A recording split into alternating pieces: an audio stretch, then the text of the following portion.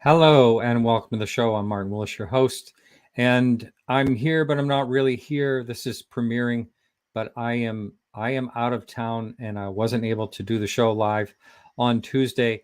So this is a pre-record, and be nice to each other and chat. I can't monitor you. I shouldn't even say that, maybe, but anyway, I'll be back next week at the usual time, live. And I will be telling you, I might as well say who it is right now, who's on with me. And let's see, I have Caroline Corey and a few others, Dave Altman and Dave Mason on. We're going to be talking about Terror in the Sky, that movie that's pretty popular out there. So this week, I have Mario Woods, a nice gentleman. He had quite an encounter. This is back in the 1970s. He was a sergeant in the U.S. Air Force. He was a U.S. Air Force security policeman, retired, in Ellsworth Air Force Base, South Dakota. Things started happening there back in 1953, including cattle mutilations and all kinds of odd things going on. Lots of UFO and lots of UFO encounters. And the blog this week by Charles Lear is a UFO abduction in Bahia Blanca. Let me try that again. Bahia Blanca, Argentina. And so a great blog as always. And so check that out on our website, podcastufo.com. And anyone can support the show. And I thank you all that do for only $2 or more a month. That, again, is over at podcastufo.com. Support the show. So we are ready to bring in our guest, Mario. Welcome to the show, Mario. Hello, Martin. How are you? I'm really well, thank you. Good. And I believe I saw Unidentified when you were on that. Yes. Was that 2 years ago, I believe?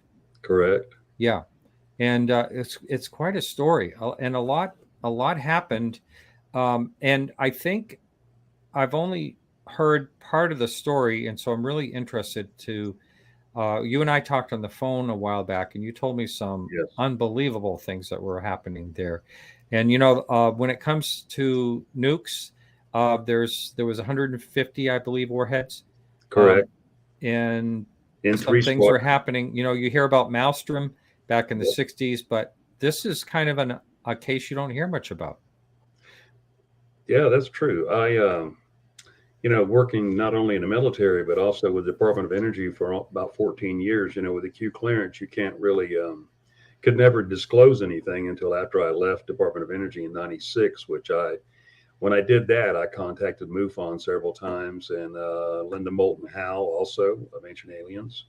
At that time, when I was there in South Dakota during the 70s, I was there from 75 to 79. And she was investigating cattle mutilations there. Right. And and the only reason I knew that's because she had a special. It was on a local TV channel, and it really raised some eyebrows because she was in our area investigating that very thing. And at one point, I've had a large cat back then, and took him to my veterinarian, and he also, serviced like cattle and everything. I mean, Rapid City, South Dakota is really a nice place, and there's still a lot of Western type things that happen there. So these veterinarians, they tend to everything, whether it be owls or birds of prey, other birds of prey, or cattle or horses. And I just happened to ask him about it, and he said he had actually seen, a couple of mutilations and couldn't explain it. And later on, while I was at Ellsworth, I did witness, along with my partner at the time, his name's Mark Wade. We actually stopped at a corral area on the corner of one of these. Everything out in the missile fields are all clay roads, and two cattle had been mutilated, and it was weird because they were on their back with their legs straight up in the air. And how does a cow with a rounded back, and I don't know, it's a very strange thing to see that. And I walked up close and personal to it, and they were asking if we saw anything, which we hadn't, but we'd been on a launch facility that was very close there. It was in Belle Fourche, actually, South Dakota. And anyway, he had a sheriff out there and some other investigators, and it was really some strange stuff to see that, eyes removed, or one incision around the eyes, just perfectly removed. Tongues around the gum area, some parts of the gum removed, not teeth, but just gum area. I've And seen of the course, pictures. yeah, It is really a puzzle. Another strange mystery. absolutely. Yeah. So you were in the service. Do you want to talk a little bit about? Well, first of all, I want to ask you: had you ever thought about UFOs and encounters and anything like that prior to Oh when yeah, you? Oh, you did. yeah. Uh-huh. Well, Yeah. when I was in first grade in Port Arthur, Texas, my mother was taking me, my sister, and a friend of that I played with to school. I was about 5 or 6 years old. D Queen Elementary, 1961, and we were just literally in line to be dropped off, and there was probably 10 cars in front of us.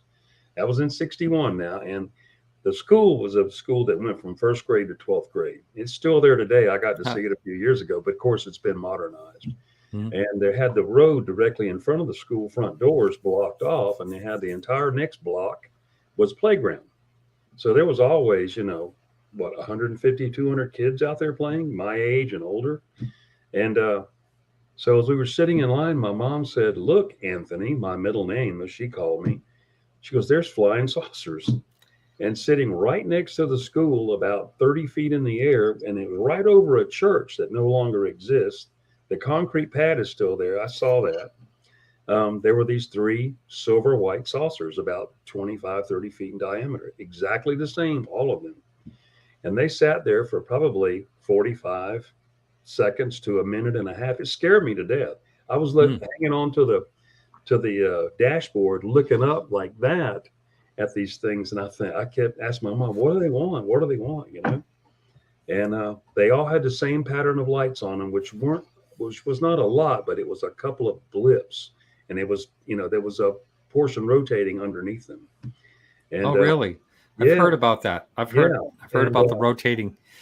Yeah. and it's in the I looked it up in some kind of a newspaper, but of course today it was on microfiche then. It wasn't on data, or in data. But anyway, and just as they were sitting there, they all three at one time simultaneously, poof, went straight up out of sight. I mean, I watched them go completely out of sight from this size to that size and gone.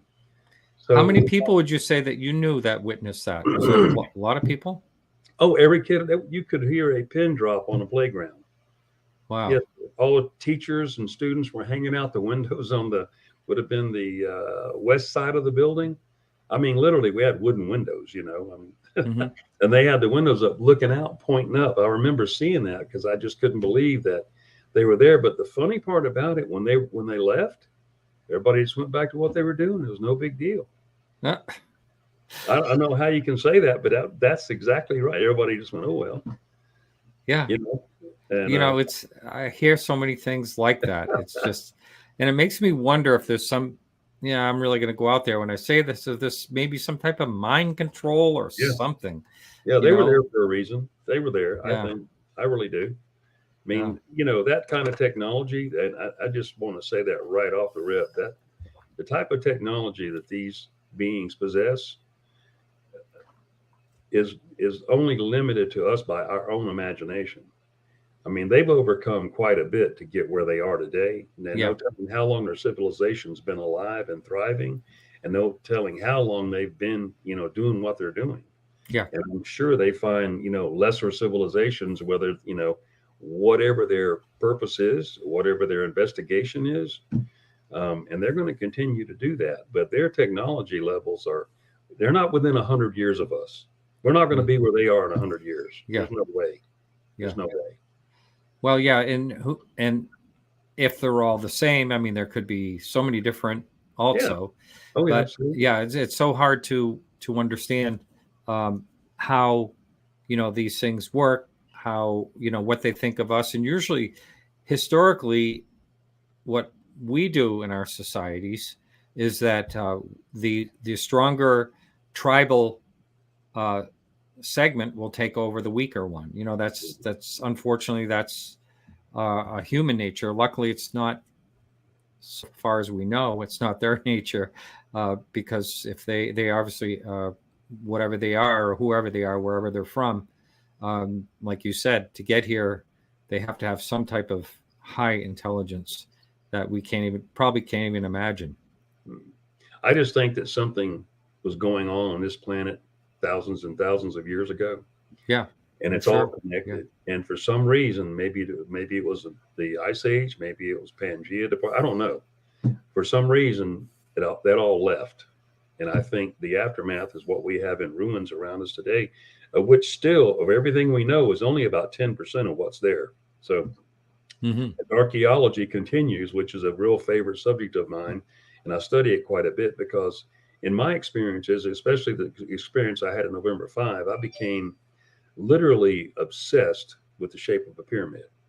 And when I saw that movie, Close Encounters of the Third Kind, and I said this on Unidentified also, and then just this Discovery Plus Alien Endgame, you know, it was as if when I was in that theater, when that Roy guy, you know, Richard Dreyfuss is sitting in front of the mailbox, boxes, and he's trying to look at a map, and he's got a flashlight in his mouth. Yeah. And when those lights pop on, and it's as if the vacuum or something, the air was pulled out of that vehicle, and he kind of moved several ways in which he seemed like sound or something was entering his mind, or maybe thoughts or something. He was like being programmed from above. I don't know if that's a proper way to describe it, but you know, he played that part pretty well.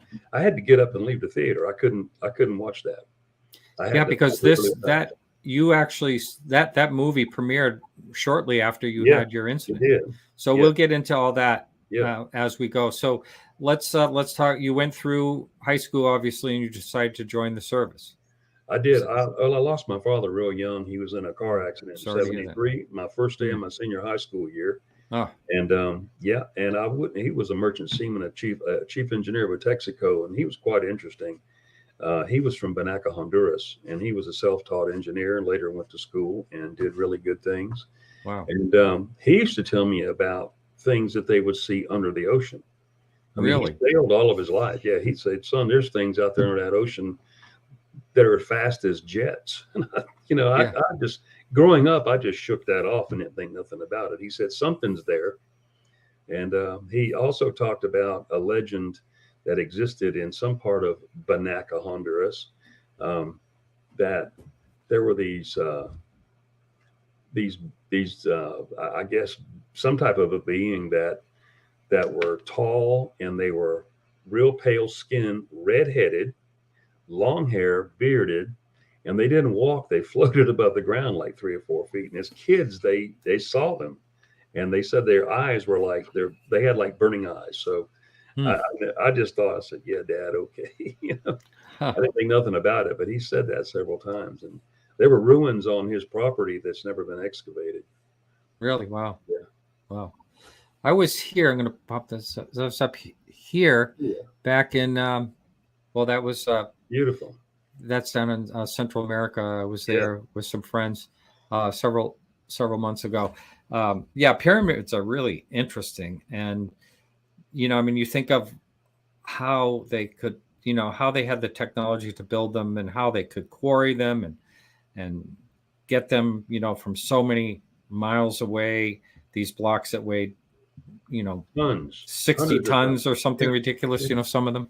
And there's like 24 million in one of the Gaza, something like, I mean, I can't remember how many million there are blocks in the Gaza pyramid, but yeah, that's always fascinating. I like archaeology too. And you know, that's the geodetic center of the planet of all land masses. Did you know that? I mean, you look it up. And then also, from the weight of the Great Pyramid, it could be nowhere else but where it is, because they actually built a base for it to sit on. And those stones are just gigantic, and they're under the pyramid. I mean, the whole plateau was put there. So these guys in loincloths and copper hammers and tools and the round rocks that they used to chip andesite and red granite. Are you kidding me? No, they didn't. It's amazing. I read somewhere where this is so hard to believe, and I'm sure they'll be preserved if humankind is still around, not that we will be, but something like 30 some odd million years, there'd be no sign of the pyramids.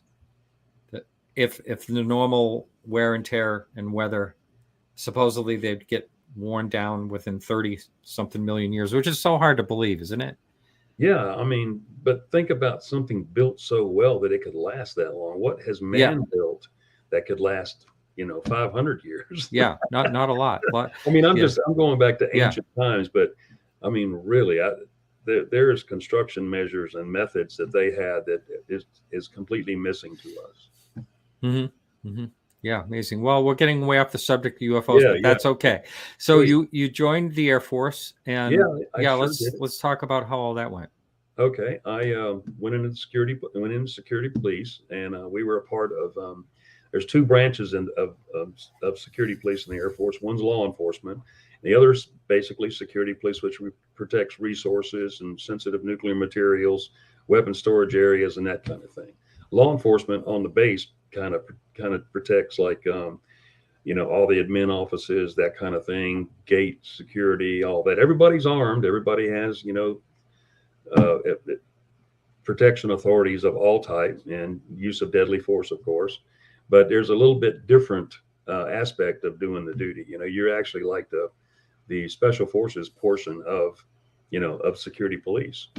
And I guess it's special forces today is what they call them. I'm really not sure, but I like to think so, because we were really trained well, and we had really good equipment, and it was only getting better. And what they have today was far better than what we had back then, as far as response vehicles and that kind of thing. Oh yeah. I was my first base, Ellsworth Air Force Base, and I went right into missiles because I was in security, and I worked all three areas out there. I worked the 66 down in the Badlands, and then I worked the 67th, which was up north of Ellsworth Air Force Base itself. Because Ellsworth is the main supporting base. Then all these facilities that you work are called launch control facilities, where you live 3 days on, 4 days off. Now, let me ask you this: is that all on an adjoined property, or are these separate properties? Oh, they're all separated. Yeah, they're everywhere. And it forms part of NORAD, which you have Minot, North Dakota, Maelstrom, F.E. Warren, and what's the other one? You had Ellsworth, and you had Offutt Air Force Base, Nebraska.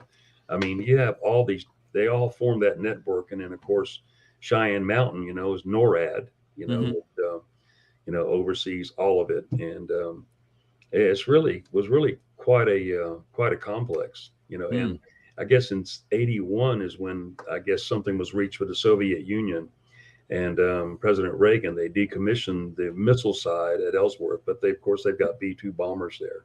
So those are alert aircraft, and everybody thinks that, if these nukes were to ever launch, how long would it take to get there? Well, what's the shortest area there is over the North Pole, right? That's exactly what the Soviet would do and what we would do. So, talking 15 minutes or less. That's pretty scary when you really think about it. The whole thing. I mean, it really is. When you think about, like, if you saw the movie War Games, I'm sure. Absolutely. I mean, how close you could be to the end of the world. It could happen so easily. I can tell you, it's been real close several times, more than civilian population ever will know. Yeah, and you were involved in something that seemed like it could have happened. I don't know if we want to talk about that now, or should we talk about the series of events that? Well, I can do either.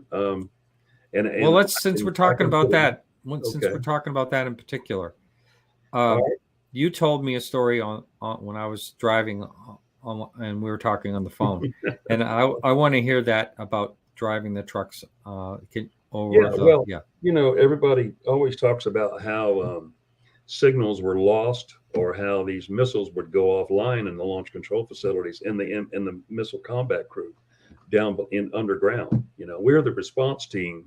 They direct us to go to these affected missile sites, and we have an alert team that are a security response team that's primary during days, and then at night you have a secondary team. Everybody works 12-hour shifts. And so on a facility, just right off the rip, you've got 6 security policemen, 1 art team, formed 2 people. Then you have a backup alert team, 2 people, and you have 2 flight security controllers. And they direct those ART teams. But the real direction comes from downstairs when there is an alarm, on a site, whether it be an outer perimeter alarm or an inner perimeter alarm, which is much more serious, which is what happened November 5. You have a facility manager and you have 4 officers there. So 2 are on duty at any given time. They work the same shifts we do. They're underground 12 hours at a time, and then up, and then 3 days on, 4 days off. This particular night, if you want me to just go into that, but yeah, sure. Yeah. Okay. A lot of times if the missiles went offline, of course, everybody lost their minds and we didn't know which way to go. We were waiting for direction or what to do. Mm-hmm. So, within that echelon of rank, these officers, I guess, I don't know how they discussed it with each other. We talked to NORAD, Joint Chiefs of Staff, whoever they discussed it with, with the problem. But for us, the main thing that used to really get me was when these missiles cycled themselves to launch, meaning that they had no control over what it was doing. It just went through the whole process on their panel downstairs. Okay, November 10 is going to launch. And what they would do, how can we stop it? We can't override the signal or anything. So can you tell me, was there a UFO involved in this particular case? I don't know. Sometimes there was, sometimes there weren't. So these things, is this something that can happen? I mean, after what I saw, any damn thing can happen out there. Yeah. Geez, that is just crazy. Something that dangerous can arm itself somehow, and prepare itself for launch. Those are solid fuel rockets, so there's dehumidifiers that keeps those rockets dehumidified, or the fuel source, which is a powder at that time. Now they're liquid. But so we would be dispatched in a hurry, get there as quick as you can, open the gates, drive onto the site. There's a 13-ton blast door that sits on top of these missiles. And if that missile were to launch in reality, in real world, that blast door, it goes back at supersonic speed almost, and it hits a great big steel plate about 2.5, 3 inches deep or thick, and it's on rails just like on a railroad track. And you can see simulations there. You can see actual launches, I think, from one of the bases in California, how these things launch and how they work. But anyway, it's supposed to trip the door and blow it up and out and over the fence, which is supposed to blow it about 1/8 of a mile, believe it or not, 13 times. God. Wow. But what they had us do was, this missile was, they've lost control of it and it was cycling itself to launch. They would have us drive our vehicles out there as quickly as possible, 2-man team in one vehicle, an F-150 Ford pickup truck, and sit it on top of the missile site or sit it on top of the blast door, and then put it in neutral and get off the site by a mile, just in case the daggone thing launched, hoping that when the blast door blew off, being the vehicle was in neutral, it would drop down on the missile and it would mess it up in some way, or its guidance system, and it would just go off and hit the ground and detonate. But conventional, it wouldn't be nuclear, I don't guess, but I don't really know that. But we did that, I don't know how many times.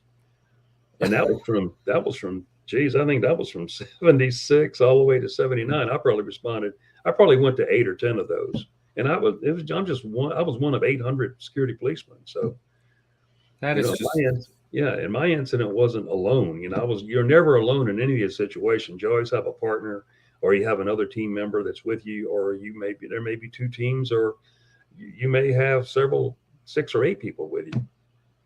That seems like such a national security issue. It just seems like it's like something impossible to happen. But there are cases even in Russia, but it did involve a UFO. Yes, where the launch sequence. Yeah, we had several that did also, but there were several times it went to a site where there was nothing. It had already been there. Oh, it may have already been there ahead of time. Yeah, they would leave. You might see a streak across the sky. I didn't see that.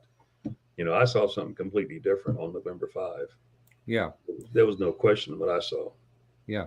Well, we've got like an hour and a half. We got plenty Sure. of time to talk Yeah. about all this. So, but the aftermath of just that alone, that's. I mean, you must have been scared out of your wits.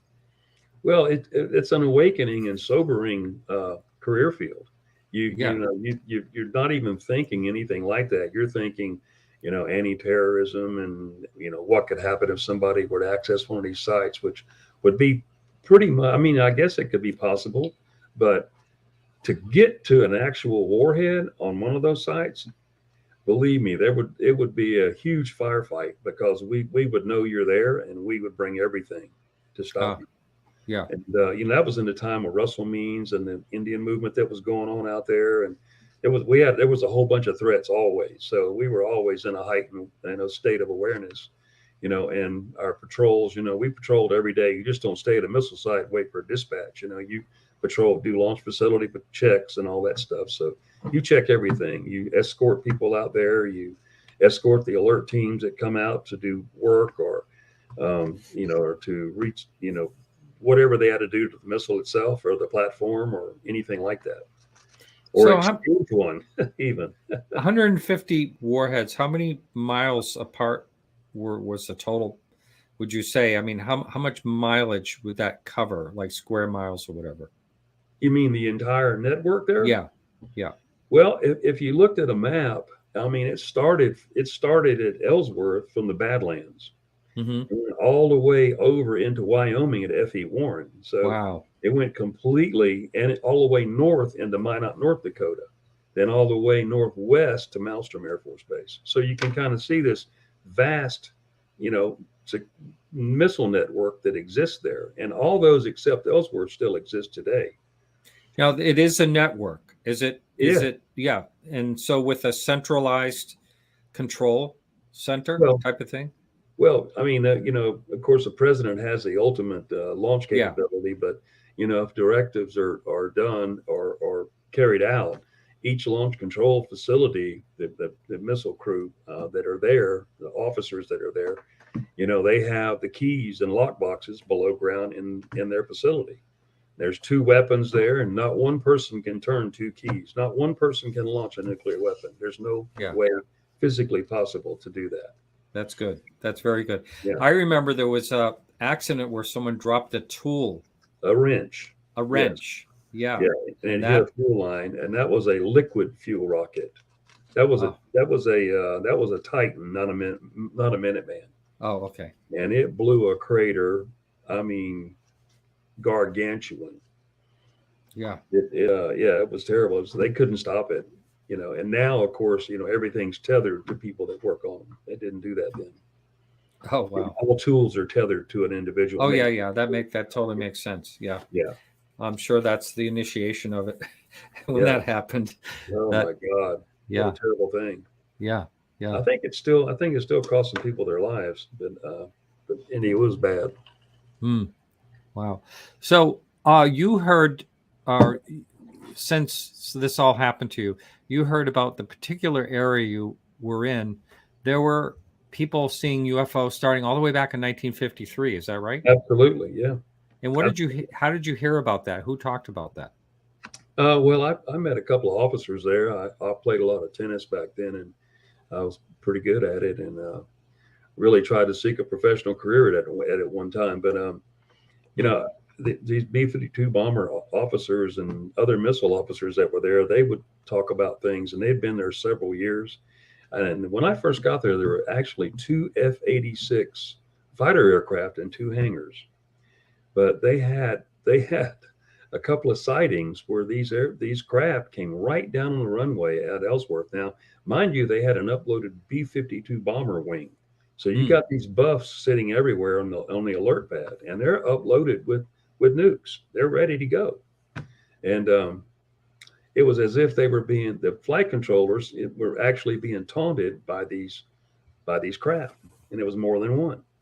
And they would come down within 25 or 30 feet of the runway, over it, and then wait for these fighter jets to be scrambled and just lead them away north toward Minot, North Dakota, and then just run away from them. and that happened 6 or 8 times. Yeah, from those that year you just described all the way into, I guess, the late 60s and early 70s. Now, I was working in the missile field, so I didn't see any of that, but that did happen a few times while I was there. I wonder if any of these can be found in Project Blue Book files. Because that's a good question. Yeah, 1969 was the last year they were around. 69. Yeah. I don't know. I think Project Blue Book was just a information control. Window dressing. Yeah. So, and since it was military, it probably was just kept hush hush. Yes. And anything they could do away with, they did. Yeah. So we're going to talk. Let's talk about. You talk about this November 5. Excellent. Okay. And what year was that? 1977. Mm-hmm. On this particular night, I don't know the exact date, but it was before Thanksgiving. In 1977, it was cold. It had already been a blizzard in late October. Yeah, it gets really cold. Yeah, I've seen it like 50 the below. Dakotas are really something from what I hear. Yeah. And believe me, you're prepared for it. You've got parkas, bunny boots, pant parkas. I mean, you have really great cold weather gear, and that's what keeps us alive out there, believe it or not. And anyway, this one particular night, I was working with a new guy named Michael Johnson, and a real nice guy, and he was working vacation relief. I stepped outside about 9:15, 9:20. I smoked back then, and I just wanted some fresh air, and our missile sites, there was only 3 TV channels back then. Yeah. And we had a nice day room. You have a kitchen, you have a chief cook and all that stuff. So, you got your flight security controller's office, and you have your bedrooms in the back where your facility manager sleeps, and 2 off-duty officers, they sleep in those back rooms. And then you have, of course, your off-duty security policeman. And so we were on duty from the 6 p.m. to 6 a.m. shift. And as I said, about 9:30, I just stepped outside to smoke a cigarette, and just right out the front door and of the vestibule. And every building up there has a vestibule to protect from cold into the warm area, so you don't expose it with a door on the inside. But anyway, our vehicle was kept directly outside the flight security controller's office, and it was plugged in. We had a warmer that kept the transmission fluid and the fluids warm. Right. In the event of this, in the bad weather and cold weather, like 50 below. Yeah. So I've seen the tires frozen to the cement or frozen to the parking lot before.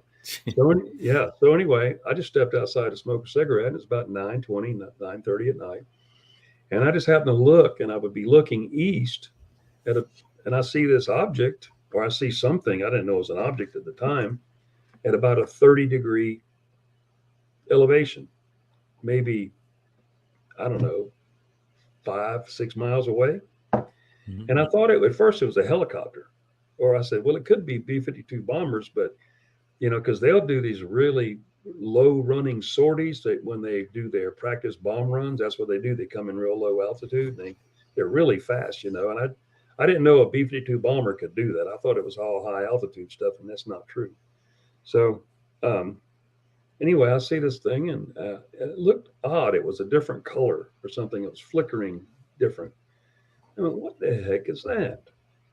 So I looked away, and I looked back at it, and it's still there, and it was stationary. I said, well, that's not a planet. It's not, it's not a star. Not a star. You see Jupiter or Venus or whatever.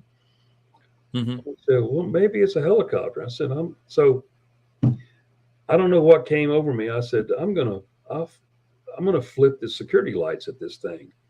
So not even thinking they could see you, or anything like that. But out there, this missile site or this launch control facility would stand out like, a welder's light, because it's all prairie. I mean, these buffalo run the prairies there, You can see them. And so I walked inside, and Bill Holloman, he was a staff sergeant. He was our flight security controller, a good friend of mine. He was on the phone with his wife back in Rapid City. And I said, Bill, I see something out here, man, in the air, in the sky. I said, right over here, to the east of us. He just looked at me and kind of waved at me like that. He was talking to his wife. I said, I'm going to flip the lights at it. I said, I think it's a helicopter or something. I'll see if it flips back, The only reason I did that is because when I sailed with my father back in the summers when I was growing up, ships sometimes signal lights, and you've seen that on movies in the Navy. They flick lights at each other and Yeah. communicate at sea, right? Right. So I did just that. I just, no sequence, no SOS or anything. I don't even know if I knew what an SOS was in a light sequence then. I think I was supposed to, but I didn't. And I just flipped the facility lights. There's about 12 to 14 of these big, large cans, on all the perimeter fencing and on the perimeter of the building. So it looked like it was a big signal, Yeah. And one switch controlled them all. So I just went blip, blip, blip, blip, blip, back on. Walked outside and I looked, thinking, if it's a helicopter, maybe they're going to come this way or something. So I was looking at it, and all of a sudden it just went off. And about 5 seconds passed, and it popped back on, and I went, "What?" So I did it again. I went back in. I'm only 10 feet outside the door. I run back in. I say, "Hey, man, I got flipping this light at something." So I did it again, and I go back up, and lo and behold, it goes out again and pops back on. I did this 3 times, and I went and I got Michael Johnson. Or I told him, I said, "You got to see this." I asked Bill Holloman to come out there, and he didn't want to even acknowledge me. Really, he was just on the phone with his wife, worried about kids. But anyway, so Michael Johnson comes out, and I said, "Man, you got to check this out." I said, "I flipped the lights of this thing." I said, "It's not moving." Yeah, it's not moving. Watch this. I said, "I'm gonna go flip the lights out." So I flipped the lights at it again. That would have been the third or fourth time. And it went out. Didn't come back on. Didn't come back on that time. Did not come back on. And I went, "Well, man, this is really strange." I said, maybe it turned the other direction so I can't see the light, or whatever it was. I don't know. Or just, I don't know, landed. I don't know. So Michael Johnson walked back in. And I hung around outside, and I was still looking, just kind of questioning what I'd seen. And all of a sudden, to the north, boom, it just pops on.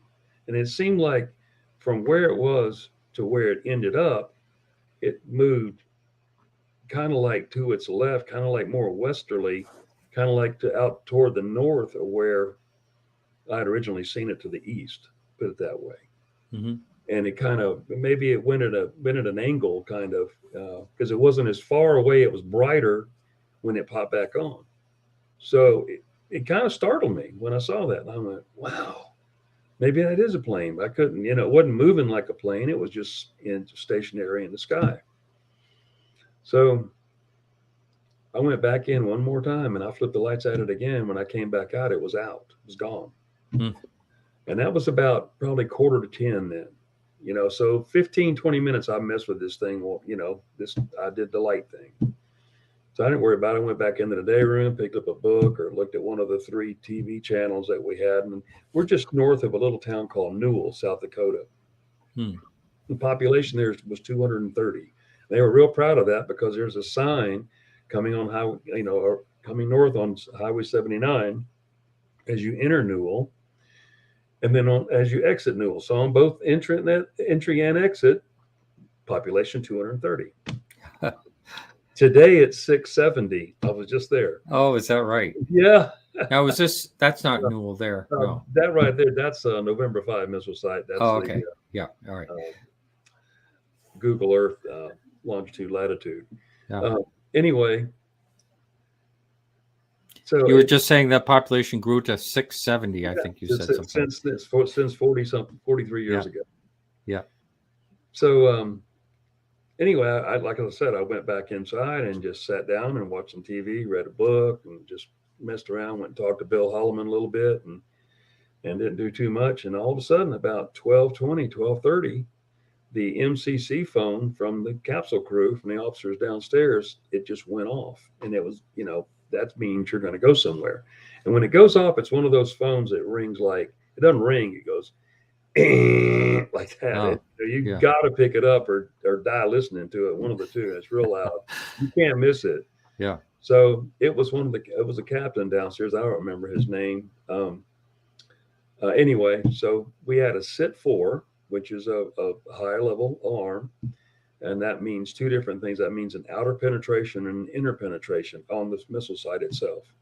And, there's certain levels, access levels on these sites that I can't discuss, don't want to discuss. But anyway, it was one of those access levels alarmed. And the outer perimeter alarm is a normal thing. Birds and rabbits or owls or whatever, set those off all the time. And but that inner perimeter alarm that inner alarm is really a serious deal. So we got our security briefing and all that stuff from the capsule crew, and our travel time was about 15 minutes. All that stuff was prearranged and set up and well organized. So cranked the vehicle up, got it going, got our ditty bags, our weapons, our USKAP code tables, all of our stuff to go to November 5. And Michael Johnson was a team leader. He outranked me by about 2 months. So that's great. Excuse me? Yeah. Oh, I was just laughing how the rank works. Yeah. 2 months. It can be 1 day. It doesn't matter. Really? Wow. Yeah. That's the nature of things. But really, it's a good thing. But anyhow, so he was driving. I was a passenger. And at November 1, where we were, November 1 is the launch control facility. And all the missiles, the surrounding area, are all November missiles in our little squadron. You have Kilo not far away, Oscar, Mike, Lima, all the way down the phonetic alphabet, And and that's our emblem for 44th Squadron. Squadron. Yeah. And so anyway, we get everything issued and vehicles rolling, and we go out the gate and down the end of the road and turn left on a clay road. And these clay roads go from one state to the other, just as straight as an arrow on clay. Wow. Beautiful. But at the corner, turn left, next corner, turn another left. And we were approaching Highway 79. So and that was about 3 miles up to Highway 79. So as we're approaching, you're kind of like down in a little valley kind of thing.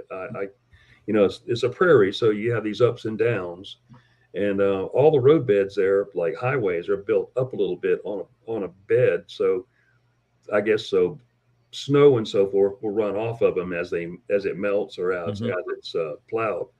And so as I approached, we got up to Highway 79. The road, it went up to 79. I just happened to look over to about the 4 o'clock position in, where November 5 would be as a crow flies, about 5 miles away. And I honestly see this glow from the ground. It looked like a sun sitting there. I mean, I was like, Michael, you see that? I said, you see that? I said, that's the color that's that thing that was in the air. He's like, it freaked him out. Oh, now, would this be this image here? That would be it, but not yet, not there yet. All right. Yeah. Uh-huh. So anyway, we turned right. As we turned right, of course, that 4 o'clock position came to about my 2 o'clock position, because we're up on a rise now on top of the plateau heading down toward Newell, which was about 8 miles, 7, maybe 8 miles to the stop sign. In Newell, there's one stop sign and there's one traffic light, and that's it. Literally, that's it. And it still is today. So as we got to the stop sign, of course, as we went down the hill, I kind of lost sight of the glow. And I kept saying, man, that's that same object, or that's that same glow. He really couldn't even speak. And we'd never worked together before. This was our first time together ever. So, what I've been working with him now, 6 hours. And that's just the way vacation relief went. You came out and worked a cycle or a tour of duty as vacation relief, and then you went back to your normal flight. That's what it was called. So when we got to the stop sign, I can't see it, and I'm wondering, what is this? What is that? I just kept saying it to myself. I hope it's whatever it is gone. I hope. So the road, as we turn right on the Orman Road, you can look it up on Google Maps. Orman Road, ORMAN. It goes out. It goes to the right, and it's about 1.5 miles, and then it doglegs to the left, and it drops off back onto clay again. And when we rounded that corner, that November 5 picture you just popped up there a minute ago, That object was sitting on top of that missile site about 5 foot in the air. So was it sitting like it shows here in the image? It And by was. the way, I'm going to It have did these not. images in show notes. It did Um, not. It did not make contact with the ground. It was sitting about 5 to 10 feet off the ground. and Sitting. so was it like a sphere? It was just as you see it right there. It looked like a mini sun. And Mm. that movie that Travis Walton is in, that they made, that Fire in the Sky. Oh yeah. Mm-hmm. That's the color that thing emanated.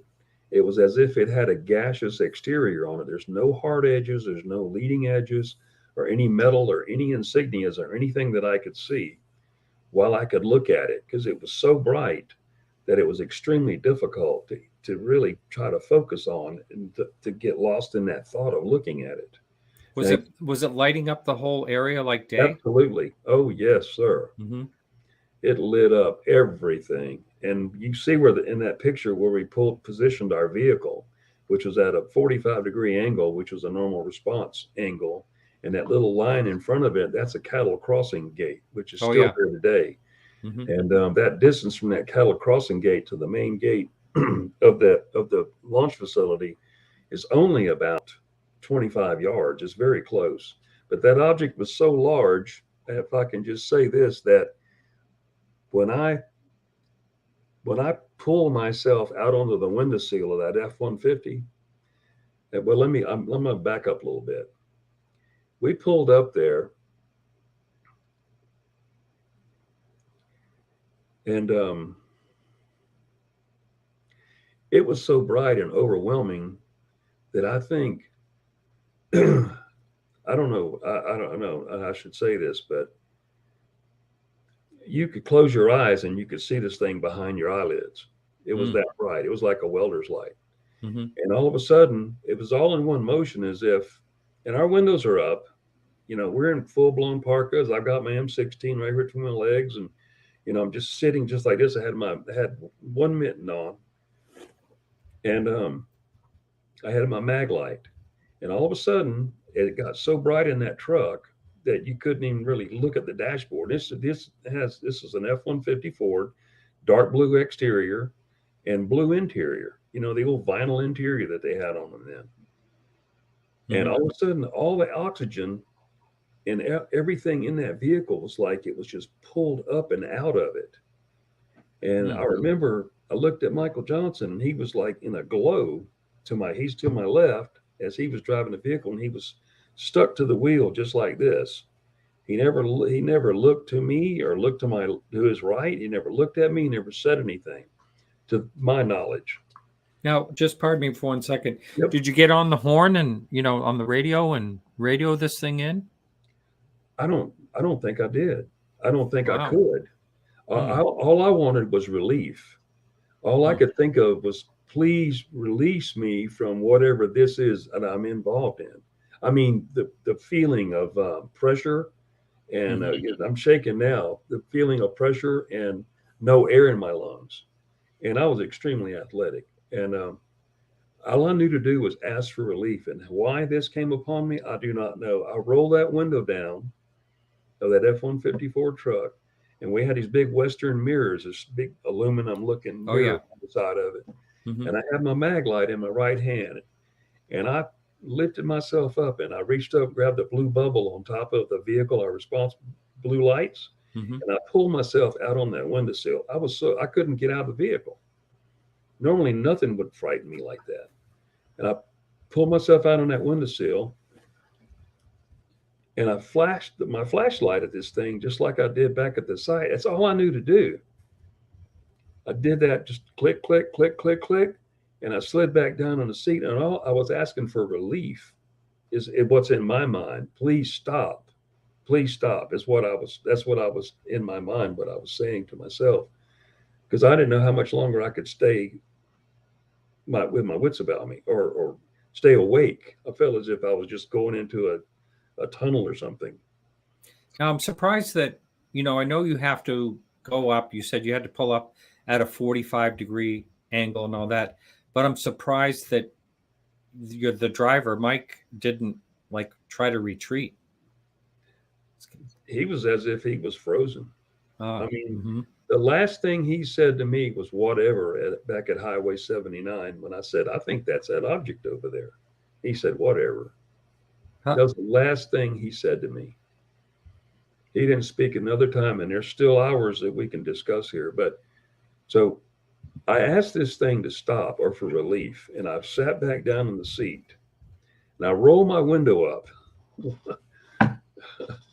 I'll never forget it. I roll my window up, and it was as if tunnel vision just closed in on me, and I just did my head like this, and I sensed something, and I turned to my right as if like slow motion, and I'm seeing something like as in a tunnel, and I saw these 4 beings that were coming from the passenger side of this vehicle. Now I'm going to put up what you drew later. Okay. And let me ask you how, and there's 3 here, but you said there were 4. Yeah. How long after this happened did you draw these? Was this a recent drawing? That was about a year ago. Mm-hmm. So this is kind of what you recall. Yes. They were sort of bluish. Yes. Uh-huh. And then the tall one, he had a uniform on that had these really strange creases in it. Some type of a black uniform. So this is what you saw with an additional being Another kind of one. walking toward the truck. Yeah, I'd had some cruder drawings of them that I did. I did the little guys I did separate, and then the taller one I had another picture of him, and I put the 3 together like that. But really, in my hypnosis, I saw 4, or I said I saw 4. To the best of my ability, yes, that's what I originally drew. And this, now these here though, which color were they? These are sort of an orange color. I just drew it in tan. They were more of a bluish color. I see. That's all I had to draw with at the time I did. Oh, okay. Yep. Mm-hmm. And so, yeah, keep going. This is interesting. So they started walking toward the truck. They walked toward the truck, and all I could hear in my mind was, do not fear. Do not fear. Hmm. And that's the last thing that I remembered for a little bit. And the next thing that came upon me, I don't know how much time passed when I kept hearing, do not fear, do not fear. And the do not fear, I just want to make this clear, was not like you and I talking. This information was like inside of me, like it was like using the liquid of my body to talk to me or something. I don't know how that even makes sense, but it was as if the thought, or it was like talking underwater, like when somebody goes under the pool and tries to talk to you. It was like that, but it was clear as a bell, and it was soft. It wasn't harsh. It just said, do not fear, do not fear, many times. I don't know how long it was, but the the next memory I have is I'm on my back, and I'm coming away from the vehicle. Does that make sense, or is this well, just... that was a little bit later. That okay? All right, sorry. Yep, that's okay. But I'm on my back, and I'm looking, and I see the door of the security police vehicle says U.S. Air Force on the side of it in gold letters, about an inch tall. So the door was closed, and I'm on my back, but I'm going like I'm about 4 feet off the ground, and I'm on my back, and I'm looking, and then something placed its, I think when he's being put his hand on my right shoulder, and kept telling me, do not fear. I don't know what happened to Michael Johnson.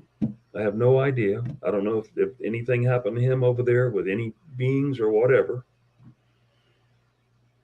I honestly, I didn't, when all this happened, I really didn't know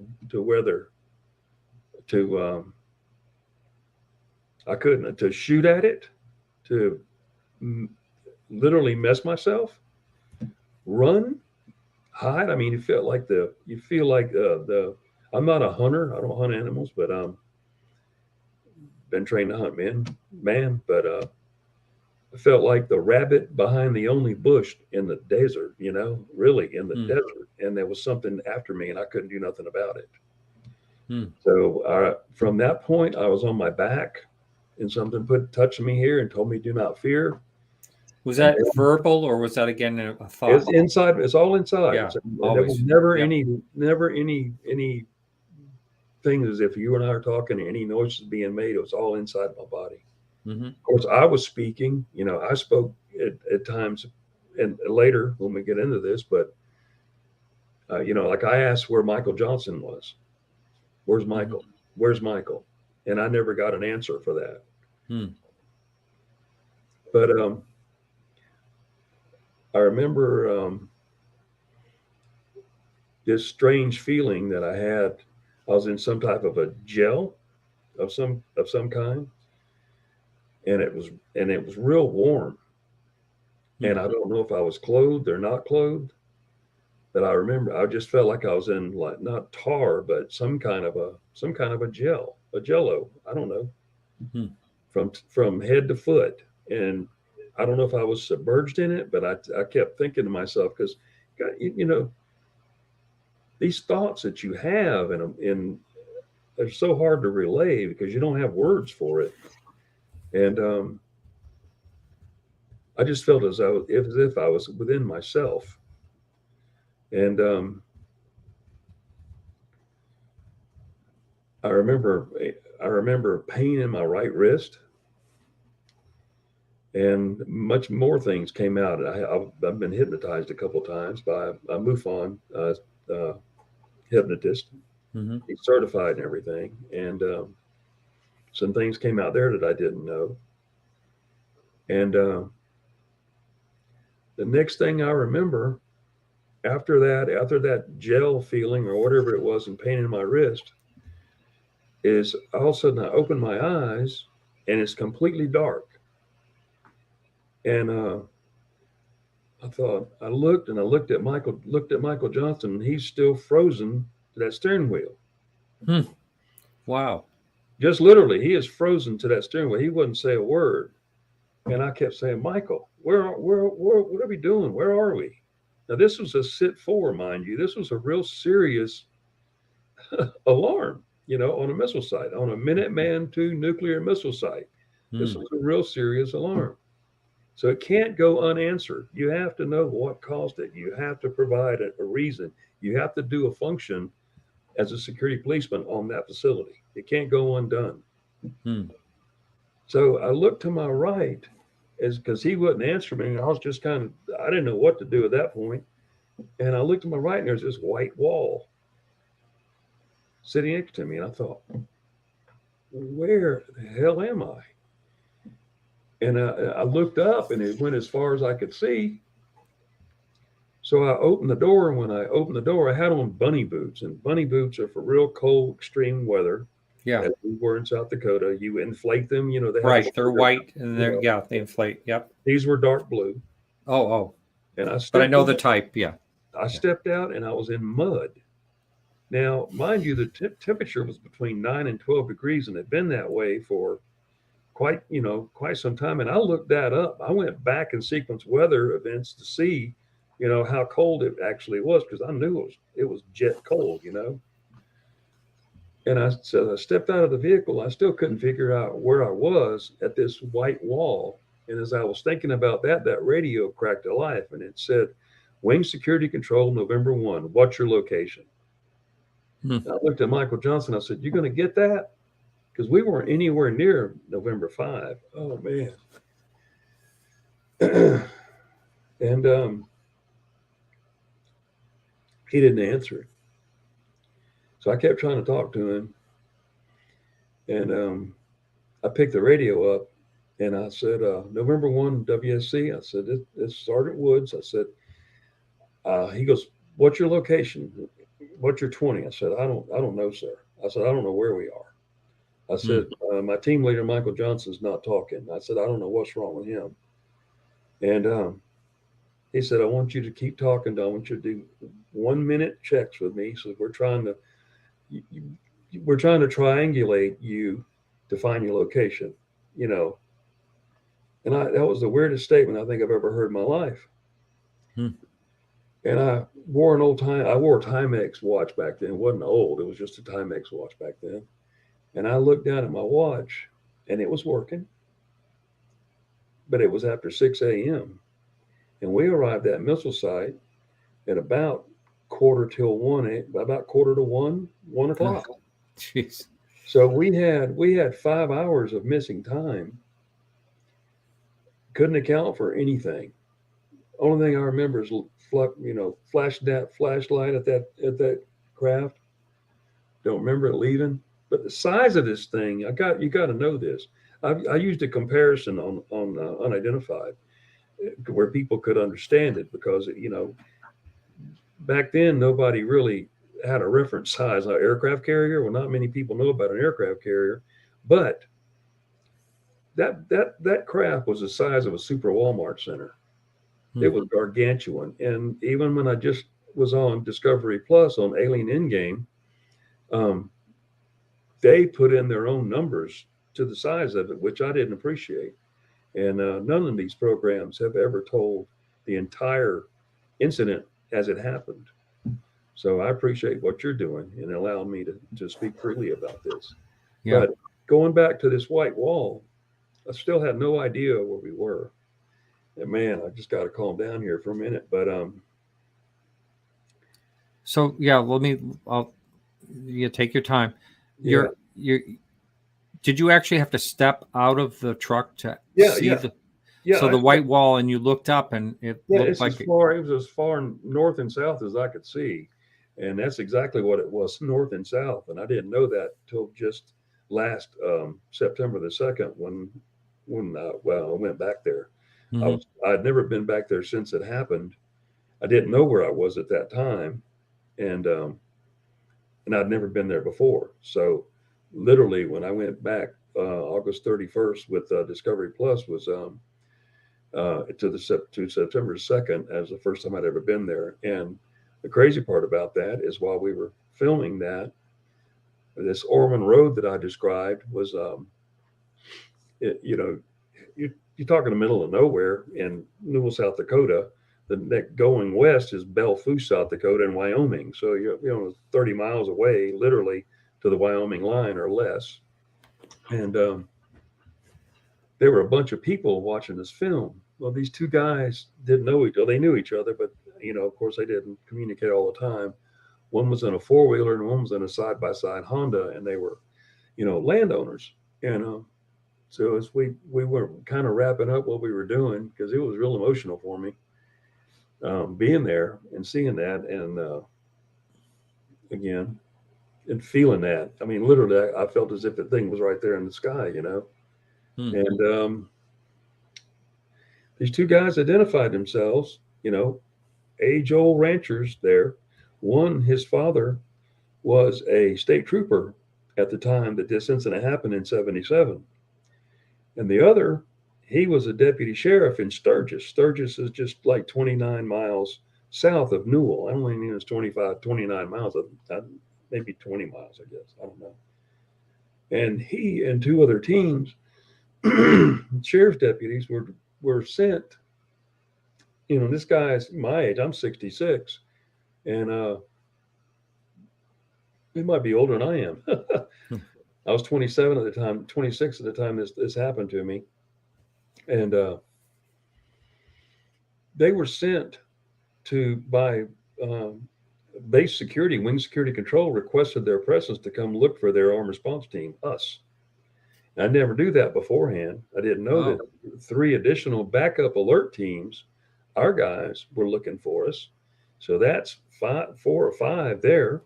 And then the other fella, his father was a state trooper, and he remembered it very well because his father was called, at 3 o'clock in the morning to come out. I guess they were called as needed and not just on the road all night back then in 1977. And he remembers his dad saying to wing security control, whoever the officer was that called him, he remembered his dad saying, "Well, why are you asking me to go look for them? Because they're equipped way better than I am." Yeah. Which made sense, which we were heavily armed. And So his father participated in that also. So that doesn't include my flight chief and assistant flight chief. So really, there were about 7 patrols, 2-man teams looking for us, local law enforcement and security police personnel in the Air Force. And I think it was a Sergeant Garza that got to us. You know, they triangulated. I just kept doing the radio checks and trying to talk to Michael Johnson. Now, Still can I just interrupt and ask you a question? Yep. So when you're seeing this white wall, are you still seeing that object as well? No, it's gone. We're it's gone. Yeah, I woke up as remember it was totally. Oh black. yeah, it was black. That's right. Yeah, I'm sorry. Not at the missile site anymore. And how that happened, you know. Pardon me for that. Yeah. Okay. We never drove. We didn't arrive there, and it's really strange. But that little strip of road that we were sitting on, it wasn't even a road, it was a trail. That was the Lake Reservoir dam that we were behind. Oh. Yes, sir. And where those wheels of that truck were sitting, we were in mud. And looking north and south, the north end of that dam, there's a spillover, and that fed, I guess at times when it really, a lot of rain, you know, and the whole thing went, you know, started spilling over. There was a lake down below us, which had been on Michael Johnson's side, and it was about 50, 60 feet down. But where we were sitting, well, these are just 2-wheel drive vehicles that we had, our F-150s. But if he'd have stepped out of that driver's side door and walked 4 foot, he'd have gone straight down, you know, a really steep embankment into a lake that was down there. Oh. And that's a spillage flow over or overflow for the dam. I'd never been back there before. I'd never seen that dam before. I didn't even know it was there. And it's well back off the highway of Highway 79, and it's about 9.5 miles from November 5, and about 7 miles from November 1. So that triangulation, looking at the triangulation of those points on a map, where November 1 is, where November 5 is, and then where Lake Reservoir is, it forms this Pythagorean triangle. And it encompasses 20.9 miles, but we never drove to this dam.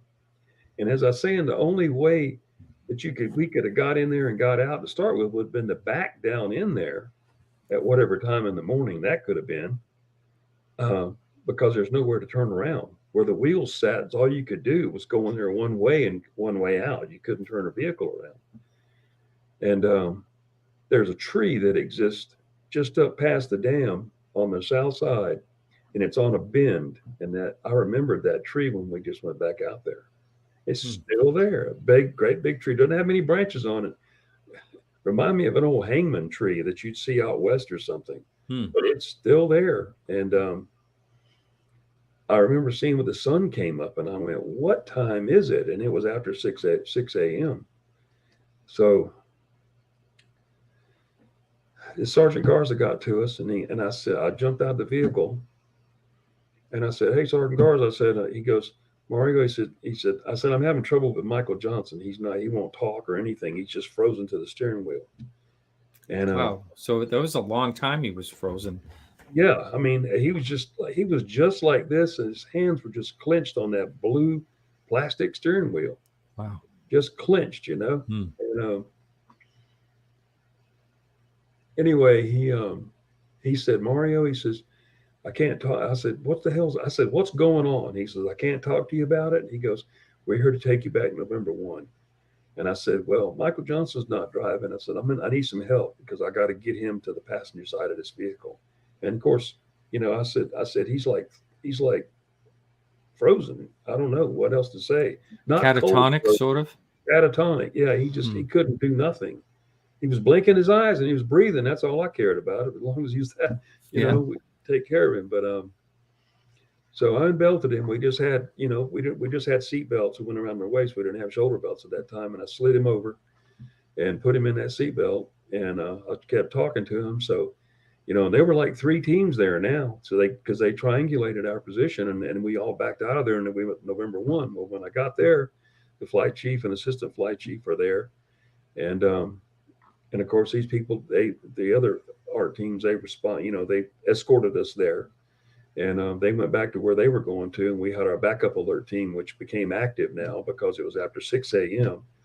And they kept saying, Mario, what happened? And I couldn't answer the questions, So Michael Johnson, we got him out of the vehicle. They did. I didn't. I went in. They seated me in the day room, and they took Michael Johnson in the back room in our bedroom where we had bunk beds at the time. They took him back there to talk to him and lay him down, I guess. And that was the assistant flight chief, and the flight chief started asking me questions, and I couldn't really give him answers other than what I saw and what happened to the best of my knowledge. And he says, well, we have to go to Ellsworth. We got to debrief you. We got to see what's going on with this, And I said, yes, sir. I was just a young troop, so I got to be careful. I don't want to put myself in AFib again, but I swear the first time I got hypnotized, that's when I first went to AFib, but not in it now. But anyhow, I wanted to be alone for a minute. And, I said, I got to go to the restroom. So I went to the restroom and it's a normal 2-stall kind of thing, and showers and everything in there for us. And so I just went and I sat in a stall, and I just sat there and was in my uniform. I just kind of sat there, just getting my thoughts together. And the strangest feeling came over me. I felt as if I was leaving my body. I honestly just felt as if I was going out through my feet. How that could be, I don't know.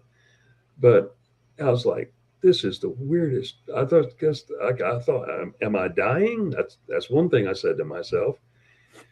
And I don't know how long I was in that state or how long I was really in there. But what took me out of it was I see these shiny Cochrane law enforcement boots walking by the stall door. And to the left of those shiny boots was 4 fur legs, and that was a German Shepherd drug dog. So they were out there to inspect and make sure there was no drugs or anything like that involved, which that's standard, SOP. But, and he asked me, he says, he said, Mario, you okay? And he knew me. And I said, man, I don't know what I am right now. I said, I feel really strange. And he said, well, they want to talk to you, man. He says, everybody wants to talk to you. I said, well, is Michael Johnson saying anything? He said, he won't say anything. Wow. And I remember, I can't remember his name, but I can see his face. Might have been Steve guy. But so I was in there about 20 minutes, and I washed my face and my hands and just splashed water. I made a mess of everything. I didn't care at that particular point. And then went back out in the day room, and Master Sergeant Gray said, we're going to have to go back to Ellsworth. You're going to ride with me. He said, Michael's going to ride with the assistant flight chief, Sergeant Hawkins. So we got our ditty bags and all that stuff. And, our that's what we call them, ditty bags, that you carried all your stuff in and everything. And got in the vehicle and took us to Ellsworth. And I guess we got there at about 10:30 in the morning. And I don't know where they took Michael Johnson, but they took me straight to the commander's office as a Colonel Spraker. And it was 4 or 5 people in there, and there was a young OSI guy who's been involved in several things, and on some of these channels called Richard Doty. He was a young guy at the time. I outranked him, and he was there as a witness, but he had a supervisor he reported to, and then there was another man there in civilian clothing, and he was in a suit. Now, I don't know. Excuse me, did you just say that Richard Doty was there? Yeah. My goodness. Yeah. Okay. Yeah. He was stationed there. He was a young OSI guy. I don't know if he'd been in security police or law enforcement or LE before, but he somehow got cross-trained over in the OSI, and which is good. It's Office of Special Investigation, so it's kind of like being the detective, that kind of thing. But we all had those investigative rights and training, so it just takes it a step further. But he was there. He had, like I said, he had a person he reported to, and then there was a man that was in a suit. And I think he was a civilian. He may have been a government guy. I was not introduced to him, and he didn't say anything. He just listened. And of course, Colonel Spraker was there, and then I think somebody in Wing Security Control was there as well. and like a high-ranking individual. And of course, they asked me everything, what I saw, what I did, what I didn't do. For one, we did not strike the site, which was the procedure that was supposed to be done. What does And that mean exactly? that means perform the security function on the facility. What caused the alarm? Was there anything there? Was there anything? So someone else did that later, I found out. At a later time, at that night, one of the backup alert teams went to November 5. We weren't there because I didn't know that all these people were looking for us to start with. And but the site had to be addressed regardless. The mission had to be done no matter what. Somebody had to go to that missile site. Of course, there was nothing there as far as I knew. I never heard. But I didn't know all these people were looking for us from the civilian side of law enforcement. And of course, I literally got grilled for the next 4 hours on everything that I saw and trying to describe it. And I got, even got laughed at one time, which I didn't appreciate. And that was one of these guys that was, I guess, out of wing security control. So yeah, like, right. But there's been many more incidents similar to that in the missile field. But anyway, they were taking it serious. And of course, I had to write a report on, I don't know the name of the number of the report, but and it was 3 pages. I mean, it was one of those carbon copy things, like 3 pages. You do the original page and it transfers down to 2 additional pages. And it was 3 pages of that I wrote because I had everything in my memory. And I even wrote I wrote do not fear, which is what I heard. I wrote the description of what I thought I saw or what I saw to me and what I felt and where we ended up and what we did or we didn't do. I wrote everything in there. And so from when that was all said and done, then Colonel Spraker said, we're going to send you over to the flight surgeon. They want to take a look at you. And Richard Doty went there too with his partner or with his OI, his officer, and this other guy in a suit. And then there was a nurse, and then there was his doctor. There were 5 or 6 people that came over there while I was just being looked at. It wasn't anything personal at that particular time. And of course, I had to take off my outer garment, my outer fatigue jacket, uniform. So I was in my T-shirt, and Sergeant kept lifting up my head like this. He did ears, eyes, nose, throat, looked at me, asked me to cough, checked my heartbeat, pushed on my internals a little bit, and checked me, every way. And he goes, well, let me ask you something. He said, he goes, you got burns on you, right? And I said, what? He goes, you're, like a sunburn. I said, I didn't even think about that, but when I did this is the right side of my head. I went, wow. I'm from Tampa, Florida, and I know what a sunburn is. And living in South Dakota, you lose that ability to fight off the sun. So, it don't take long. You're creamy white, Yeah. I don't know how else to say it, but even though it gets blasting hot there, it's not the same. But anyway, so I was burned here on the right side of my face. I don't know for the extent of it, but he took a skin sample from right up here. And then I was burned on the back of my hand. And this was the hand that was exposed that I had my flashlight in, my mag light. It was a big old D-cell, 3-cell D-cell mag light, weighed about 40 pounds, it seemed. We used them as batons if we had to, but so he took a skin sample off the back of my hand too. Asked me several questions, could I taste, that kind of thing. He swabbed my mouth. I don't know what else he kept the skin samples, and I don't know if they kept the swab or whatever. I'm sure they probably did. They check you for radiation too? That's what he was checking. He was checking me for radiation burns. That's what he said. And we didn't have TLDs or anything, any dosimeters or anything like that back then, because we weren't, everything was protected and underground. So we didn't have any direct contact, unless you went down into the C plug, you could reach up and touch it, or, you wanted to write something on the side of these missiles, but I never did. That would be a big offense. But anyway, so I was there for another Well, he made me do something else with my back or something. I don't know. Anyway, I was there for about 2.5 hours, and they talked amongst themselves, and then finally I was able to be released from him, and then went back to the SATAF building, which was our main organizational building, where Colonel Spraker and the base commander and the wing security control commander or officer in charge were. And they asked me several more questions, and asked me about Michael Johnson. How well did I know him? And which was not very well at all. So, he was evident he was working vacation relief, because my normal guy, who was my member, went on vacation to get married. And so that's all. All I worked with him was that one night, and I didn't see him again. We were separated from that point. And I never went back to November control again. They sent me to, let me back up a minute. So normally I'd be out there for 3 days on and 4 days off. So they didn't send me back out there that day. So I got like a week and a half off, which my wife at the time didn't understand, because I couldn't tell her. But she saw that I was sunburned. She had questions. Where'd you get sunburned like that,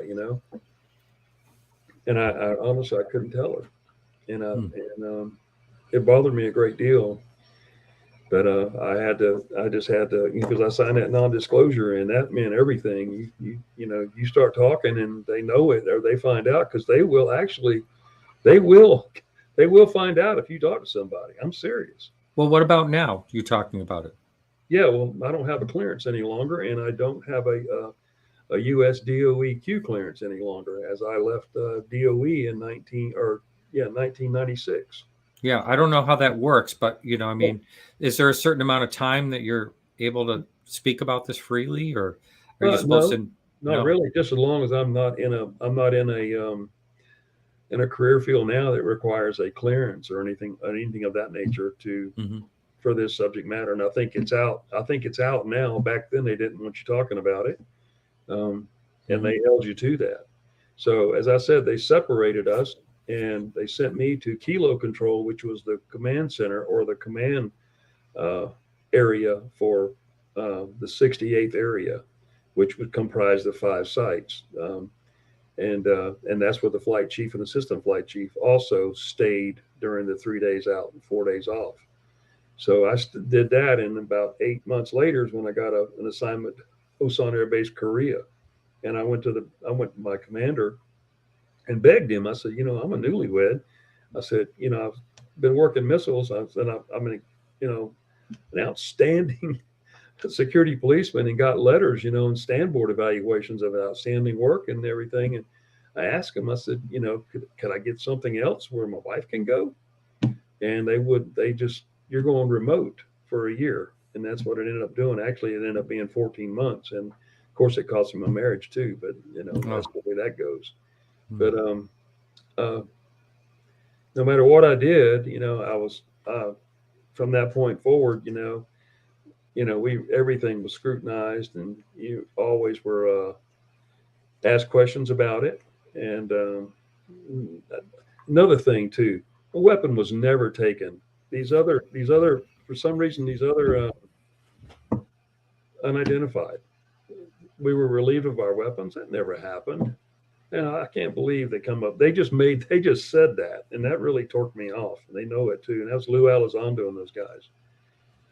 But you sure that wasn't like in the editing room? Someone it might have been. I don't know. Yeah. I mean, I have no idea. But it was supposed to go one way and it went another, I guess. I don't know. But I'm not complaining. I just don't like falsehoods. It's hard enough to tell many people that something like this happened, because I have no question in my mind there is life elsewhere in this universe, and there's a lot more than one of them, and they are highly intelligent, but we don't even have a clue. So did they talk? Did you talk about the beings when you were being debriefed? Yes. And what? How was that handled? Some scoffs and some hands over the head like that, and that kind of thing. I just told them the truth. Mm-hmm. I had nothing to hide. Yeah. Even when this is another thing too. I want to tell you how this follows you.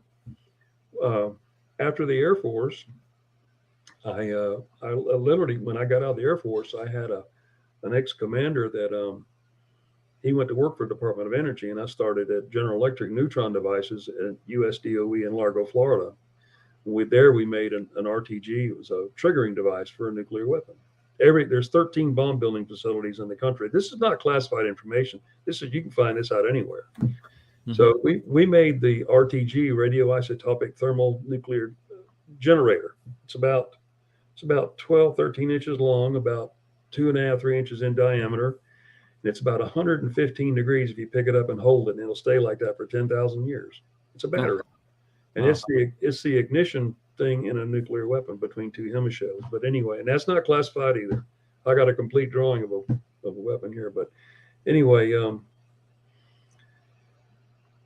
when I obtained my clearance, I was with guys that were ex-police officers, some Delta Force people, Rangers, all kinds of people with, highly qualified individuals with really good clearances, really good backgrounds. I mean, literally before 1983, you could drive your personal own vehicle up to any nuclear national security complex, literally, and walk through a door, and there'd be weapons grade material on a table, and you could access it. I mean, it was just that bad. Security on these facilities was terrible. I mean, it was like the old Keystone cops, I've seen response vehicles with 3-wheel bicycles with one guy pushing and one guy pedaling. Yeah.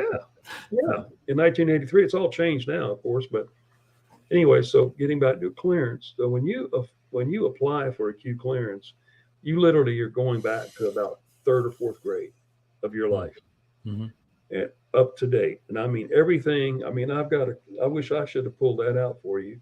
My Q clearance is about 2 inches thick. And that's just investigative material that runs behind you wherever you go. Everybody that's got a Q clearance has the same thing. And anyway, with my back, I've never been arrested, never been in trouble, never done anything wrong that, where there'd be any kind of charges or anything like that. It's just not in me. But my Q clearance, because of that incident in 1977, took 8 months for me to obtain. And in that 8 months, I was called into DOE offices 3 times and questioned about, is there anything else that I wanted to disclose that happened back in my military time? And of course, if I'd have talked about it, and I knew this, and these people were from Oak Ridge and in Washington, D.C. that interviewed me. If I'd have spoken about that, I don't think I would have never been cleared. And my family depended on me, And so maybe that's why they asked you 3 times to see if you would talk about it. Maybe they knew about it. In time, and then every 5 years that you were there, they redo your clearance, and they can do just a sporadic clearance. They'll just tell you where you're being processed for another Q clearance, or it's going to be redone on you again. So all my buddies that I just described that didn't even, some served in the military, some didn't.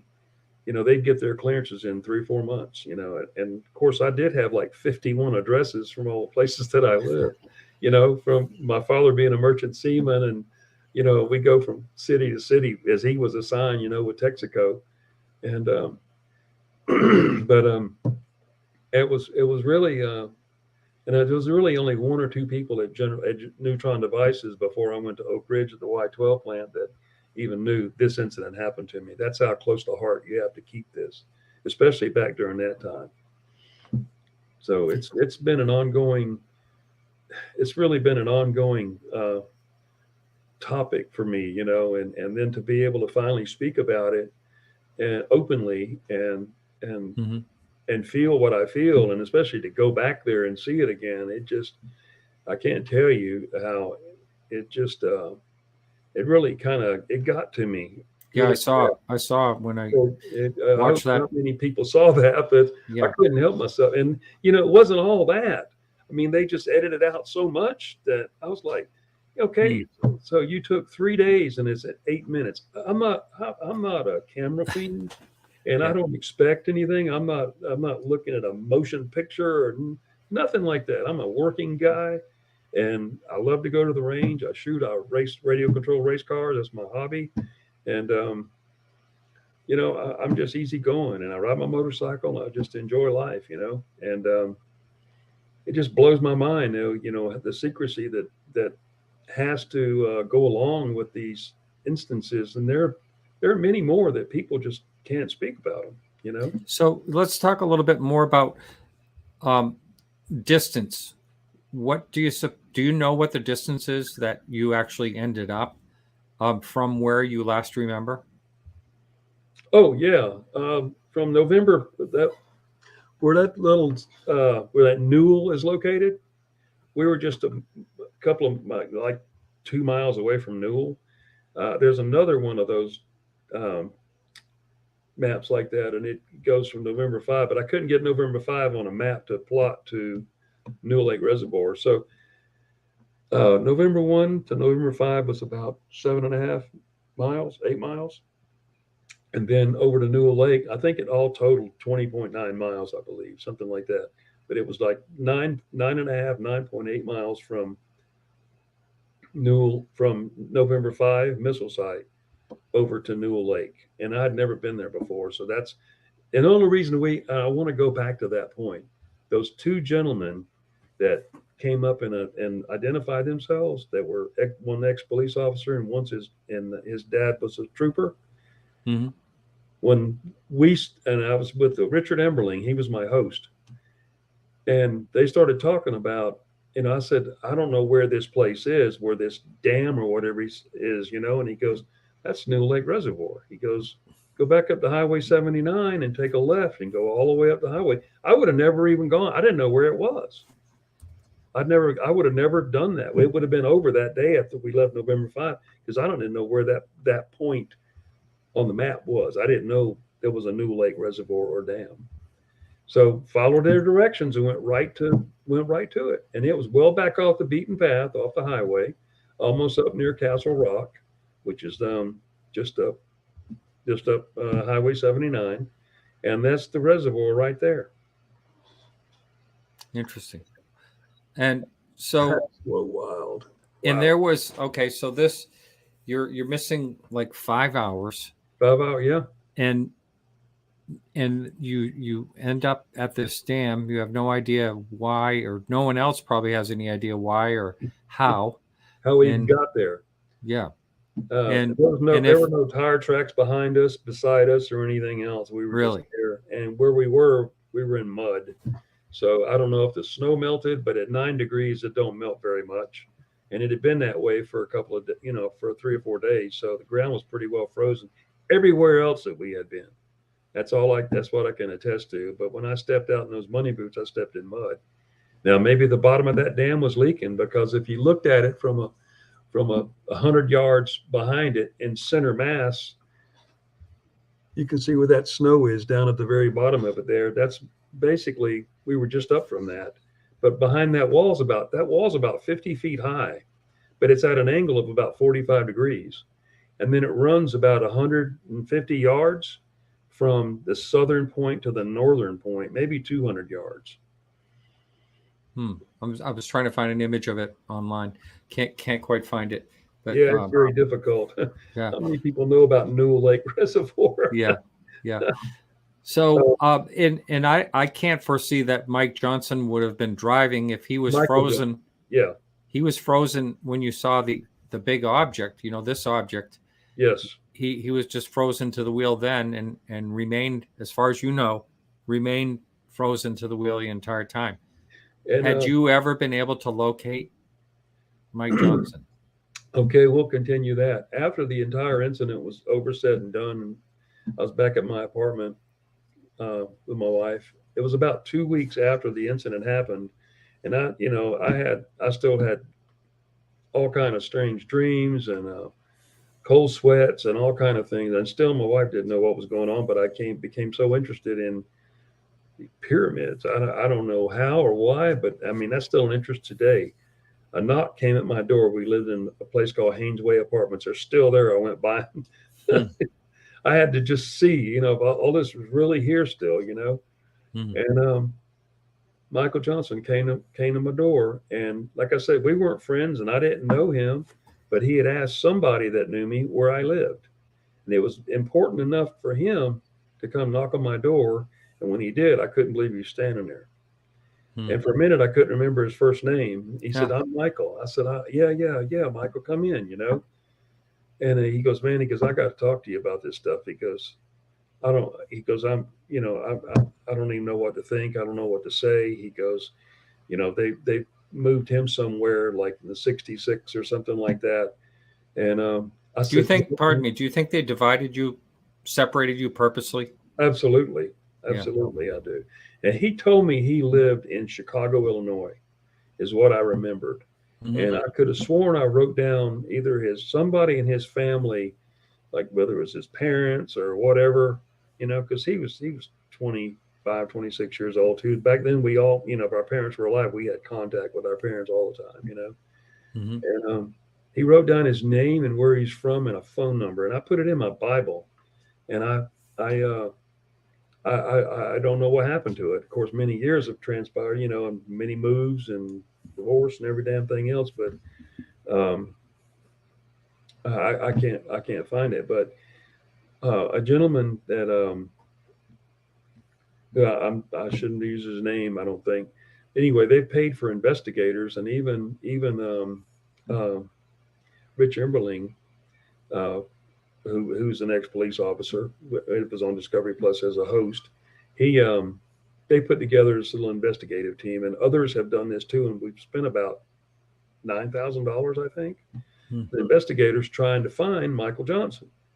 Hmm. He's a real light-skinned black fella, super nice. He's not huge. He was thin. He was maybe 175 pounds, soaking wet, and built nice, and just really a super sharp individual. And I wish I could find him again. We've been looking for him for, well, I guess when we started this thing back with Robert Hastings. You know, he's the one I contacted after all these years after him and Mhm. the Molten Howl. And anyway, so, and you know, as I said, we spent probably about $9,000 on investigators, but nobody's ever come up to finding him. You know, and even through the Freedom of Information Act, we've used that. And mind you, I don't know what all's on microfiche that came out of Ellsworth from the missile side of it, because aircraft are still there for personnel records, but I can't hardly find anybody, you know. Can you go, pardon me, can you go more into the conversation that you had with Mike? Sure. Well, what we did, you know, my wife was there, of course, and I didn't care as long as he was there and he was going to talk about it. I was going to talk about it, you know. So we drew what we saw. And we drew basically the same type of craft, you know, a spherical craft with like a sun with, I don't know, the whole exterior was moving as if there was gas around it, like red, yellow, and orange colors. I mean, it was like nothing I can even, it's hard to describe. Now, when we're looking at this picture, was there a warhead underneath? Yeah, directly underneath it. There should be a picture from above. Oh, that's right. Let Yeah. me get that. Yeah. Yeah. Um, And it's my interpretation. It's crude, but it's there. That's a 13-ton blaster. That would be looking from above the side, and that diamond-shaped object right there in the middle of that would be what the blaster of the top of that missile is. And that missile is about 60 feet underground. mm-hmm. So that door would blow off to the rear, to the most pointed part of it, to the upper portion would blow off, and it would blow at about 1/8 of a mile. And then that missile would deploy immediately because it's a solid fuel rocket. There's no hesitation. It goes right now. So besides drawing, did he tell you his experience and why he was frozen to the wheel? He just said he couldn't move. He just said I couldn't do anything. All I could do was breathe, and he couldn't come to grips with what he was seeing. Did he see beings too? He didn't say. And I didn't tell him. I wanted to see where it went with him. I see. The other thing was he asked me about my mitten, and this is the real really a strange thing. But he asked me about my mitten for my right hand. Of course, I didn't have it on, but I had it with me. And he said he saw one of my gloves on a shiny floor. Well, you know, the floorboard in that F-150 is black vinyl or rubber or whatever you can call it, you know. And he goes, "You have your glove from a shiny floor?" And I kind of said, "What do you mean, Michael? My glove?" I said, "My gloves are in my bag, you know." He goes, "Well, I saw a glove, one of your mittens," because I was one of the only guys that had those, because a B-52 bomber pilot gave it to me. And what it does, it covers these three fingers, your trigger fingers free, and they come down to about here, and they lash over like that, and they're made of kangaroo skin, and they got his fur on the back of them. They are really awesome gloves. I mean, you know, you can do some 100-degree below zero with those things. But anyway, when he said that, I went, "Well, wait a minute, I'm going to check this." So I go in my bedroom, and I grab my ditty bag, big old like duffel bag, and I come out in the living room on the couch, and I just dump it right there. Clothes and underwear and toiletries and all that stuff's there. And there's my left-hand glove, but there's no right-hand glove. So I guess I left my right-hand glove with him. How about that? Yeah. And he remembered that. And he remembered that. And I didn't even think about that. Yeah. And then I kept telling him, you know, "Did you hear any? Did you hear us? Did you hear us talking to you?" He says, he said it was in a tunnel. He said, "I was in a tunnel, Mario." He said, "I've never had anything like this. I can't even describe what I feel." And I said, "You've been having dreams?" Because I dreamed of nuclear war. I dreamed of all kind of catastrophic things, man. I just out of the blue, and I don't normally think that way, you know. And I still have vivid dreams today. I think it's still, it never goes away. Honestly, there's not a time when I walk out of here for work in the morning at 4:30 or so that I don't look up and think about that. Literally in South Dakota at November 5, I could smell the air just like it was. It was like it was electrified that night. You know, looking out that window. I mean, when I climbed up on that, pulled myself out on that windowsill. And why I did that, I don't know. Why did I not? You know, I guess there's some things that you can do in your life that will it make a difference 10 years from today, you know? Wonder what would have happened had I got out, if I had the strength in my body and to do that, to get out and walk up to that. I never opened the gate of the fence or nothing to go in the site. What would have happened had I done that? Yeah. And did you happen to hear, speaking of the site, you said that someone else went and checked on it and did whatever the process is. Yeah. Was there anything that was affected because that thing was directly over? No, not that I heard of or ever found out. Honestly. And what type of an alarm would go off that thing would set off? Would it be like a perimeter type situation? You mean as far as noise wise would go? No. As far as that, when you were first alerted to go out to it. Oh, the sensors would be interacted with, would be breached. So then turn that from above. Signal. It would be from above as well. Absolutely. Yeah. You see those is on that one side, on that one November 5 picture, looking from the side. You see three little things sticking up, look like ears, look like this. Yeah. Let me try. This thing here. You see those little black things right there sticking up? Mm-hmm. There's three of those on the side. They look like ears, and what they are, they form a belt from about 5 inches off the ground up to about 15 feet above the site itself. Like a bird will fly over, like those kites you see out on the beach and stuff. Those little bird kites, they're called kites. Mm-hmm. They used to always set those alarms off, you know. Huh. And even the snow would set those off. We'd have to go dig out between all the antennas to the ground. Oh, how about that? Yeah, and if we couldn't get a reset, then a camper alert team would be called to sit on the site until they got a reset of all alarms. But looking back at that picture, looking straight down, if you can pull that up real quick, you see the blast door. Takes me a minute because there's a lot. We got a lot of pictures here, and I wish I could have sent you more. Okay, this one right here. Here we go. Yeah, looking down there, you'll see sitting right out here in front. There's another little round drawing right there. That would be the access. That would be the C plug, and that would be open. It, and these things are all like super thick doors that, that's decommissioned, so it's not classified. I speak about that. That was opened by a combination, and we'd open one door, then the maintenance team would have combos for the next section down and further. So that was the C plug, that real small little drawing in front there, best I can do it. And you said across the road there was another craft.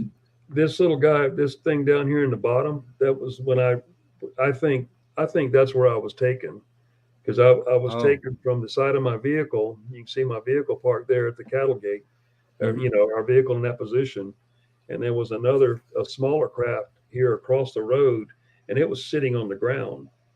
And I think that's where these beings came from. And I think this large ship or the small ship was from that large ship. Yeah, that's what you're speculating. And how did you leave it? You said you got Mike Johnson's phone number and you lost it and you put it in the Bible and all that. But how did you? Well, the conversation must have been really quite amazing. Yeah, we talked for a couple of hours. We sat there and drank some sweet tea, and just discussed everything about our families, about these dreams and what happened and what we saw. And what I saw was completely different than what he saw. And he didn't really say any beings or anything. He didn't see that. But I beg to question him on that, because I know what I heard. And he did say something about have no fear, do not fear. And, and also he said that, and I'm trying to, as we sit here, I'm trying to see him just as we work, because that's how well I can picture this stuff. I mean, I can just like put myself there. And I remember that glow from that object was behind him, looking at him and seeing it around his profile. It was just striking. I mean, I've never seen a human being lit up like that. I guess I was too, because I was evidently burned when I exposed myself out of the vehicle. But and what are these here? These marks, pock marks? That's my left ankle, and that's underneath my left arm. Those are pock marks, is what I've been told they are. Did they discover them when they were looking at you? It was some time after that. I see. I've never known a doctor, to ask about him. I said, is there any treatment that you would do? I've never been in a situation where my life was in danger or anything like that, where emergency procedures had to be done on me. But he said, that is completely unorthodox. He said, he looked at them really, really close with a little magnifying glass. He goes, they are identical. And what they're doing in those parts of your body, he said, I can't explain it. There's no procedures that he knew that would do that. Now, you think that the light you saw the days before was possibly the same light that days before? No. Days before when you went out? No, that was the same night, Martin. Oh, that was all the same night. That was 9:30. So you think that was the same object then, obviously? That was the same, yes. Yeah. Absolutely. Oh, okay, that's right. That was like at 1:00 in the morning when you were called out. I got it. It's just really strange. And November 5 was the absolute closest launch facility to November 1. Our travel time was the least amount of time to get there than it was anywhere else of all of our missiles in November flight. It seems to me that it's kind of funny they only send 2 people out when there's something triggers off something at a missile site. Well, I mean, you're heavily armed response team. I mean, it's no different than police officers in the street today. I mean, really, you're just government. It's a lot different. But you're extremely well armed and equipped. So and you've been trained for that very thing. And cold weather and whatever environment that you're in, this is the response team right here, right? That's correct. That would be a backup alert team, a primary response team, and you see the helicopter back in the back. That'd be a quick reaction team. Now they would be from the main base. They would be sent immediately as we engaged whatever was happening on a missile site, everybody around that armored personnel carrier, there should be a 50 or a 60 or an M60 in that turret of that armored personnel. That's a Cadillac gauge armored personnel carrier. So, but that quick reaction team, 55 miles at 200 something mile an hour, there'd be a 6-man fire team in that helicopter. And he'd probably have some type of machine guns in that chopper also. So, you know, we could protect what we had out there. There's no doubt about it. And now, what is this particular site here? This drawing? That is a memory from. I'm not sure if it's a dream or out of hypnosis, to where I'm in a room and I'm not good enough to draw all the panels that would be closest to me and on my right. And what these are old items from like the 20s and the 30s and stuff that I was asked to look at. I don't know how I was asked to look at these things. And I remember that stand-up lamp, because we had one in our house in Port Arthur, Texas when I was real young. That was a black and white TV box, stereo, and a sewing machine. It was I know these are the things that were in this room, but I was told, and this is the strangest thing, and these are bits and pieces that are in my mind. I was told that I could look out this window that's behind that, or to the left of this lamp. And it was a round window, but it was round, but it was like a pie shape. But how should I say it? It was a round window, but in that roundness there was a pie shape that was blocked out. So 3/4 of it you could see out of, but I was too afraid to look out the window. I wouldn't do it. I said, no, I'm not doing that. And so you don't really, pardon me, you don't really know if this is a real memory or something that was a dream? I'm pretty sure it's a real memory. Mm-hmm. And then I remember following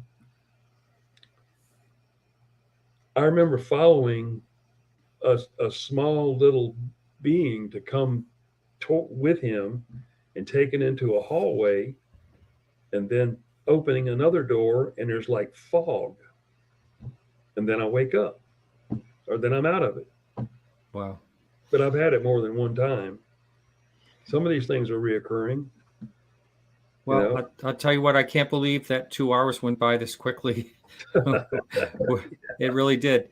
But I really appreciate, I could tell this was kind of an emotional thing for you. And I really appreciate, I hope in some way that it helped you to talk about it. Absolutely does, every time.